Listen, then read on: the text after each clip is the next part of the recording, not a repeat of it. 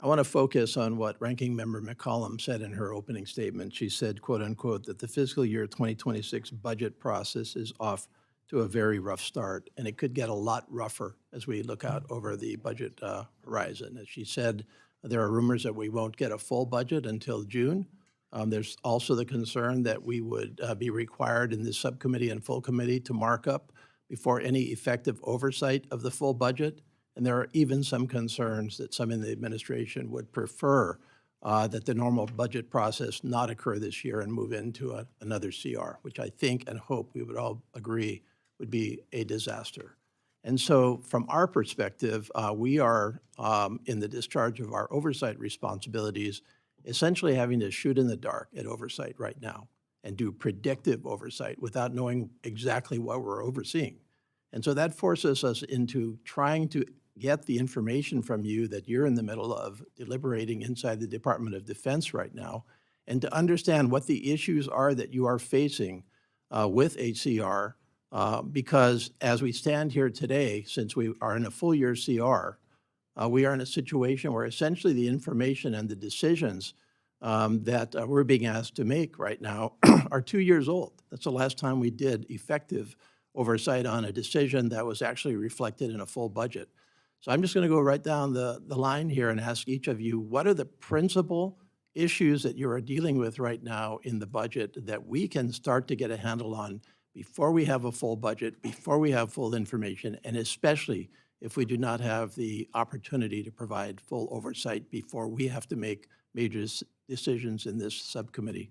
General Nordhaus, what is the biggest issue you're facing today? Congressman, first I'd like to thank Congress for adding some adds in the year-long CR with SPP and GRIA and our full-time manning to be able to use those in FY25. Certainly on the readiness accounts, the foundation, it's every part of readiness. So every dollar you put in that we can put a mechanic out on the flight line to be able to get helicopters or the machines that we operate to get after readiness is critical. Weapon system sustainment as well on parts, those dollars matter. So whatever we can do to increase that capability along those lines. And then on the modernization, as we talk about fighters and tankers and cyber, those are all critical as we go into the future along with what we're doing with the Army.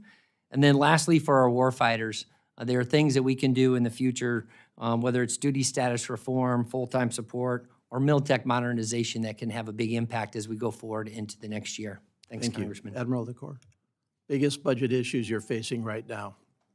Thank you. Sir, Congressman, I think the biggest issue for us related to people is the predictability and being able to get reservists on orders. It impacts not just morale, but it impacts readiness. When we're not able, they can't commit to their civilian employer and they take time off from their civilian employer, and then we can't come through with the orders. So that is a big one as far as the people go. As far as equipment, we're very grateful for the ads we've gotten in 24 and 25 for the C-130, because as you heard, the C-130 is our #1 equipment priority.